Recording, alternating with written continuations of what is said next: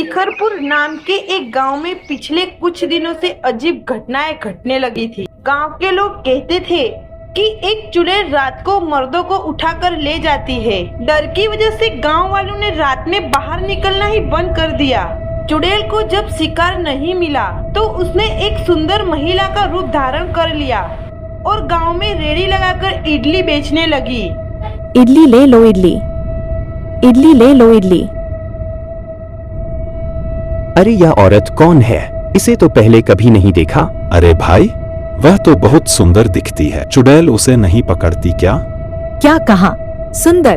तुमने तो आज तक मेरी इतनी तारीफ कभी नहीं की। अरे मैं तो ऐसे ही कह रहा था। मीरा, तुम गुस्सा क्यों होती हो? चलो मैं तुम्हें इडली खिलाता हूँ। मुझे नहीं खाना, तुम ही जाओ, मैं यहीं पर ही ठीक हूँ।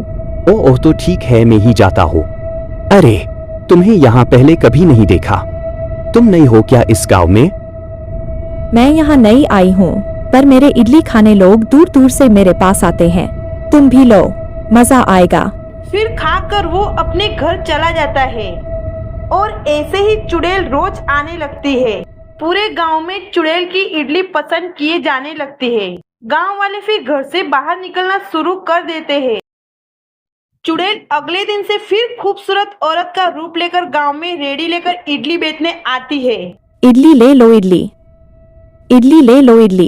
इडली वाली की आवाज सुनकर बबलू और रामू इडली खाने के लिए बाहर आ जाते हैं। जैसे ही बबलू और रामू इडली खाते हैं, दोनों बेहोश होकर गिर जाते हैं। वो औरत अचानक अपने असली रूप में आ जाती है। बबलू और रामू को वो अपनी जादुई गुफा में उठाकर ले जाती है और एक बड़े पिंजरे में कैद कर देती है।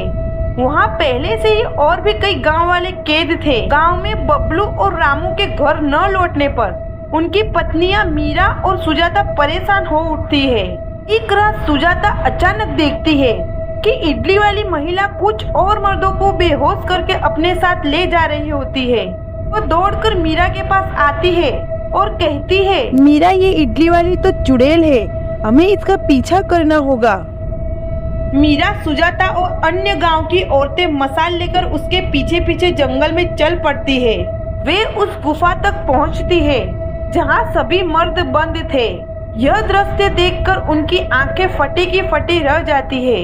सुजाता ने चिल्लाकर कहा, हे भगवान, इस चुड़ैल ने तो हमारे सभी पतियों को यहाँ कैद किया हुआ है। तभी चुड़ैल अपने असली रूप में आकर सामने आ जाती है और कहती है, तुम सबने मेरी असलियत जान ली है। अब मैं अपने पति को जीवित करने के लिए तुम्हारे पतियों का बलिदान चढ़ाऊंगी। तभी चुड़ैल एक लाश की ओर इशारा करती है।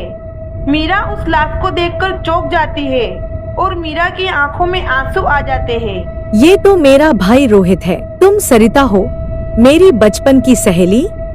फिर चुड़ैल सारी हकीकत मीरा को बताती है, उसके साथ क्या हादसा हुआ था। फिर सरिता रोते हुए मीरा को गले लगाती है और कहती है, मेरी बहन, मुझे माफ कर दे। मुझे नहीं पता था कि ये तुम्हारा पति है। सरिता, मृत व्यक्ति को जीवित करना बहुत बड़ा पाप है। हमें उन्हें मुक्त करना होगा। सरिता अपने अपराध का प्रायश्चित करती है और गांव के सभी मर्दों को आजाद कर देती है। मीरा सरिता और रोहित का अंतिम संस्कार कर देती है ताकि उनकी आत्माओं को शांति मिल सके।